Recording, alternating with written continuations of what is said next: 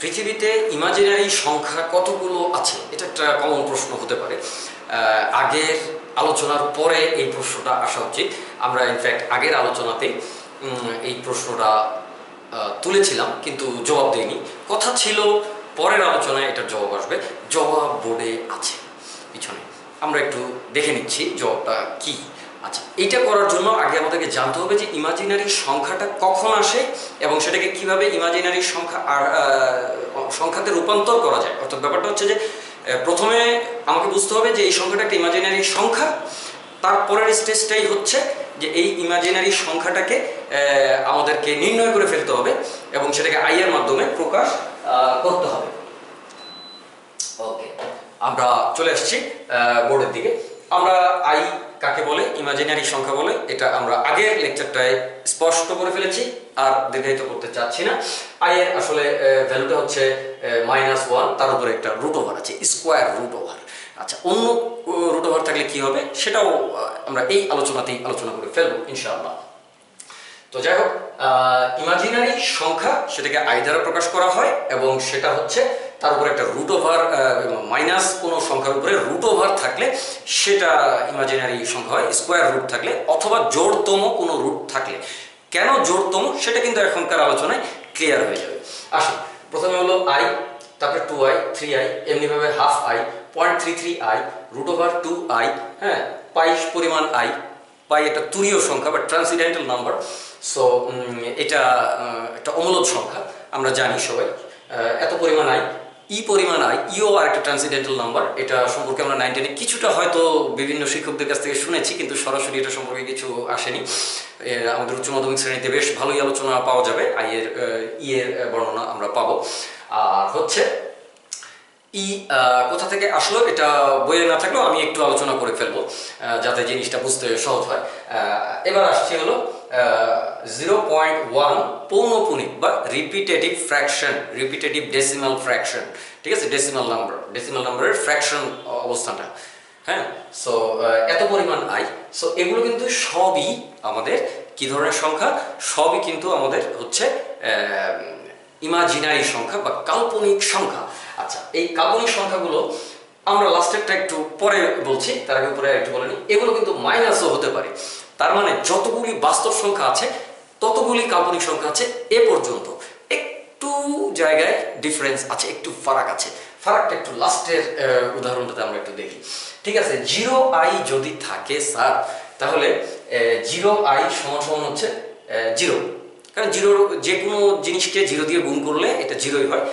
আমরা পরে আরো সহজেই এই জিনিসটাকে আলোচনা করবো। পদার্থবিজ্ঞানের প্রথম অনুশীলনীতে কিন্তু আমাদের যেটা আছে সেটা হলো পরিমাপ কিভাবে করতে হয়, পরিমাপের ব্যাপারটা কি এবং পরিমাপ করলে যে পরিমাণ আসে এগুলো আলোচনা আছে। সেখানে কিন্তু আমাদের বুঝতে হবে যে এইভাবে পাশাপাশি কোনো কিছু লেখা থাকলে এটা গুণ হয়, এমনকি এককটা পর্যন্ত গুণ হয়ে যায়।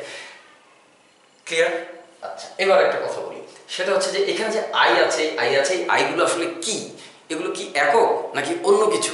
একটু পরেই আলোচনায় আসছি। তার আগে এই জায়গাটা একটু ক্লিয়ার করে নিচ্ছি। সেই ক্লিয়ার জায়গাটা হচ্ছে 0i সমান কিন্তু আমাদের 0। এটা আমাদের গুণের নীতি অনুসারে হয়ে যাচ্ছে, ফাইন, কোনো সমস্যা নেই। কিন্তু এই পাশটা, বাম পাশটা, এটা স্যার কাল্পনিক সংখ্যা। ডান পাশটা এটা হচ্ছে বাস্তব সংখ্যা। শুধু এই একটা জায়গায় কাল্পনিক সংখ্যা বাস্তব সংখ্যায় পরিণত হয়ে যায়। হ্যাঁ, পরিণত হয়ে যায়। সেটাও কিন্তু আমরা পরে আরেকটু পরে আরও আলোচনায়, বিস্তারিত আলোচনায় আমরা আলোচনা করব ইনশাল্লাহ। নো বইপত্র, নো খাতাপত্র, নো কলম, কিছু না, জাস্ট শুনেন, ক্লিয়ার হয়ে যাবে ইনশাল্লাহ। আচ্ছা, তাহলে এবং ব্যবহার আছে, আমাদের অঙ্কের পরীক্ষায় আসবে এবং এটা ব্যবহার করতে হবে। এগুলো জানলে আমরা সহজে অঙ্কগুলো করতে পারবো। সেই জন্যই আসলে আলোচনাটা করা। বন্ধের মধ্যে যদি একটু প্র্যাকটিক্যাল পরীক্ষা আছে, প্রেশার কম, একটু যদি গল্প গুজব করা যায়, খারাপ কি? আচ্ছা, আসি এবার আমরা এখানে একটা অংশ একটু আলোচনা করলাম। তার ভিতরে দেখলাম যে একটা জায়গায় ইমাজিনারি নাম্বারটা বাস্তব রিয়েল নাম্বারে পরিণত হয়ে যাচ্ছে, বাস্তব সংখ্যায় পরিণত হচ্ছে কাল্পনিক সংখ্যাটা।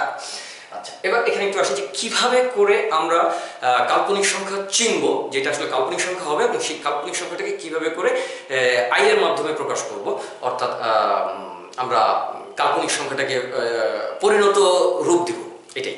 আচ্ছা, আসি, আমরা প্রথমে জানি সেটা হচ্ছে যে -1 তার উপর রুট করলে প্লাস মাইনাস আই হয়।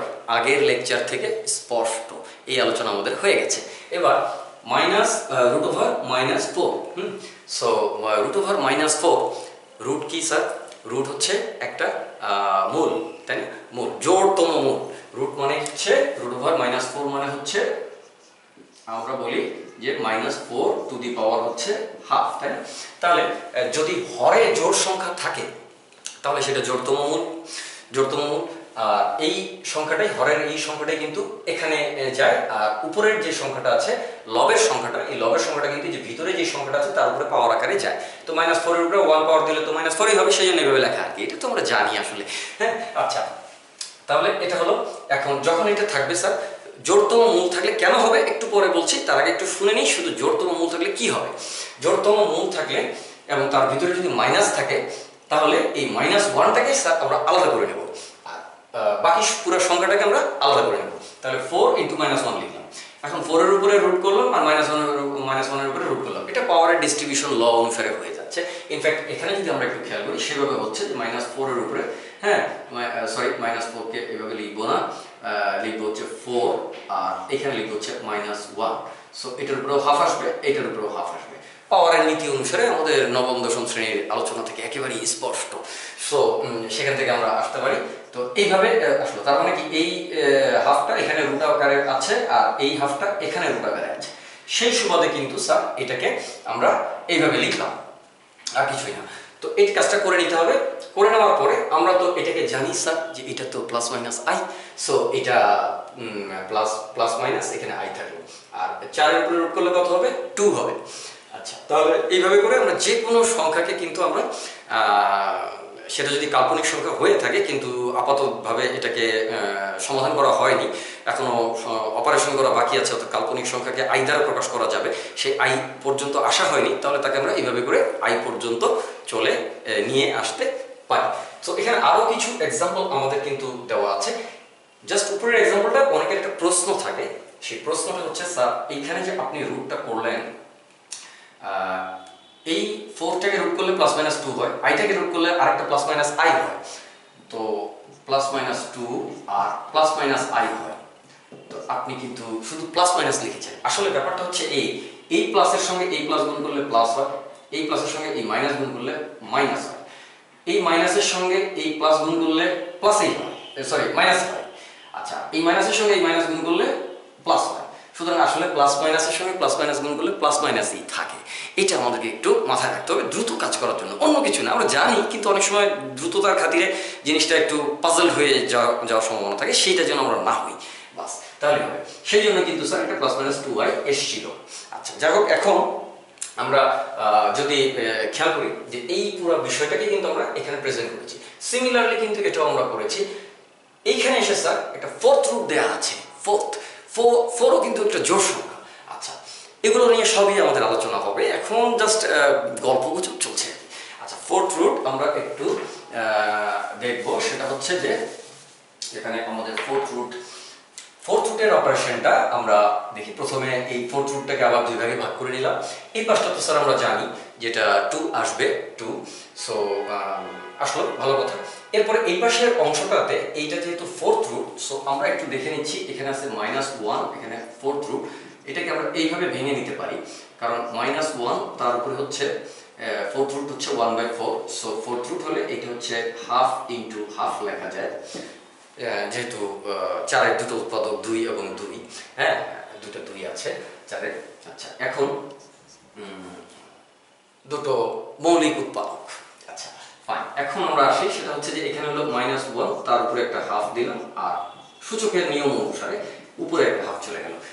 এইটা হচ্ছে এটার উপরে রুট, সো এটার উপরে রুট হচ্ছে -1 এর উপরে রুট, আর এই হাফটা হচ্ছে পুরোটা আবার পুরোটার উপরে রুট।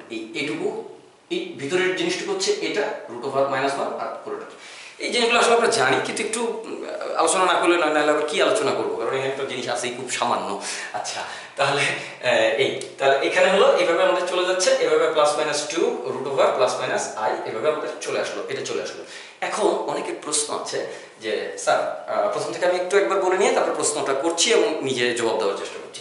এখন হচ্ছে এটা থেকে এটা লিখলাম আমাদের স্পষ্ট আগের নীতি অনুসারে, তারপরে এটাকে অপারেশন করে +-2 আসলো, আর এইটাকে এই জায়গাটাকে অর্থাৎ এইখান থেকে এইটুকু যে নিয়ে এসেছি, এই নিয়ে আসার ব্যাপারটা হচ্ছে এখানে যাদের বুঝতে অসুবিধা আছে তাদের জন্য এভাবে বলা আর কিছু না। হ্যাঁ, জানি অনেকেই জানে, কিন্তু কেউ হয়তো একটু চিন্তা করতে পারে স্যার এই বিষয়টা বললো না, সেই জন্য একটু বললাম আর কি। Okay fine. তারপরে আসলো এই ভিতরের অংশটুকুকে আমরা প্লাস মাইনাস আই লিখতে পারি, লিখলাম। এখন প্রশ্নটা হচ্ছে, অনেকের কাছে প্রশ্ন আছে যে স্যার আই এর উপরেও কি রুট ওভার হতে পারে? জি স্যার, সব হতে পারে। অনেক বড় বড় রুট ওভার হতে পারে, অনেক বড় বড় পাওয়ারও হতে পারে, I square, I to the power 100 ইত্যাদি হতে পারে। সেগুলো আমরা খুব দ্রুত অল্প কয়েক লেকচারের ভিতরে শিখে ফেলবো। আচ্ছা ডান। আচ্ছা এখানে আপাতত থাকলো, এটাই পর্যন্ত থাকলো। এখন একইভাবে কিন্তু এটাও করা হয়েছে। এখানে আর কোনো প্রশ্ন নেই। এবার এখানটায় আসি। এই জিনিসটা আসলে এই যে এই লাইনটা, এই লাইনটা আসলে কিছু না, এটা হচ্ছে এই লাইনটাই। হ্যাঁ, এখানে জাস্ট পাওয়ারটা একটু আলাদাভাবে প্রেজেন্ট করা আছে, আর কিছু না। এটা হচ্ছে সেই জায়গাটা, এই লাইনটা আমরা দেখতে পাচ্ছি, এটা হচ্ছে এই জিনিসটা। কেন? রুট ওভারের নিচে -0 লিখলে আমাদের যেটা আসে সেটা হলো 0-এর উপরে রুট ওভার আসে, আর রুট ওভারের উপরে -1 আসে। সো এটা থেকে 0 আসে, আর এটা থেকে প্লাস মাইনাস আই আসে। তো plus minus 0i, that is equal to 0। আচ্ছা, তো এটা হচ্ছে যে আমরা প্রথমে ইমাজিনারি সংখ্যা কনভার্ট করলাম, তারপরে এটা বাস্তব সংখ্যা হয়ে গেল। এই একমাত্র ইমাজিনারি নাম্বার যেটা বাস্তব সংখ্যা, যেটা আসলে রিয়েল নাম্বার। ঠিক আছে? আচ্ছা যাই হোক, গেল। এরপর হচ্ছে আমরা এখানে একটু চলে আসি। এই লাইন থেকে আমরা এইভাবে না করে এটাকে এভাবে করতে হতো, -0 তো 0ই, তাই না? তাহলে রুট করলে এটা হচ্ছে 0। তার মানে এটা হচ্ছে আসলেই বাস্তব সংখ্যা, এই একমাত্র। কারণ 0 প্লাস মাইনাস প্রপার্টি নেই, আমরা জানি। সংখ্যার 3টা প্রপার্টি, অর্থাৎ দিক ভিত্তিতে, সংখ্যা রেখার দিক ভিত্তিতে, ডানে নাকি বামে নাকি মাঝখানে। ডানে হলে এক রকমের, বামে হলে আরেক রকমের, আর মাঝখানে হলে এক রকমের। ডানে হচ্ছে পজিটিভ, বামে নেগেটিভ, মাঝখানে শূন্য। সো 3টা প্রপার্টি আছে। 3টা প্রপার্টির ভিতরে প্লাস মাইনাস প্রপার্টিগুলো আমরা আলোচনা করেছি, কিন্তু জিরোর যে ব্যাপারটা আছে, এই জিরোর ব্যাপারটা হচ্ছে যে এটা আসলে প্লাস মাইনাস বৈশিষ্ট্য নেই। এটা ডানে হলো, এটা বামে হলো, মাঝখানে। আর ডানেরগুলো হচ্ছে প্লাস দিলে আমাদের কখনোই কোনো রুটের নিচে, যে কোনো রুটের নিচে প্লাস থাকলে আমাদের কোনো টেনশন নেই। জোড়তম মূলের নিচে যদি মাইনাস থাকে, তাহলে সেটা ইমাজিনারি নাম্বার হতে বাধ্য, আদার দেন এটা যদি 0 হয়, ভ্যালুটা যদি 0 হয়। 0 হলে শুধু এটা হবে না, সেক্ষেত্রে মাইনাস থাকলে হবে না। তাহলে আমরা বুঝতে পারলাম যে জোড়তম মূলের নিচে যদি মাইনাস থাকে, তাহলে সেটা অবশ্যই একটা কাল্পনিক সংখ্যা। আচ্ছা ঠিক আছে, এবার আমরা এইটা যেহেতু বুঝতে পেরেছি, তাহলে কাল্পনিক সংখ্যা আমাদের আসলে আলোচনার মূল যে বিষয়টা ছিল, বিষয়টা হচ্ছে কতগুলো কাল্পনিক সংখ্যা আছে। আসলে বাস্তব সংখ্যা কতগুলো আছে? বাস্তব সংখ্যা আছে অসীম সংখ্যক। আচ্ছা, যদি অসীম সংখ্যক বাস্তব সংখ্যা থাকে, তাহলে কাল্পনিক সংখ্যা কি হবে? অসীম সংখ্যকের চেয়ে একটা কম, সেটাও তো স্যার অসীম সংখ্যক। আচ্ছা, তাহলে কিন্তু একটা জিনিস মনে রাখতে হবে যে বাস্তব সংখ্যা যতগুলো আছে, কাল্পনিক সংখ্যা ততগুলোই আছে। একটা বাস্তব সংখ্যা বেশি আছে, সেটা হচ্ছে 0, the big 0। Thank you very much, thank you for now. দেখা হবে পরবর্তী আলোচনায়, গণিত, পদার্থবিজ্ঞান, রসায়ন সকল আলোচনায়, এমনকি আইসিটি সকল আলোচনায় আমি একটু ঝামেলা পাকাতে আসবো। সালাম।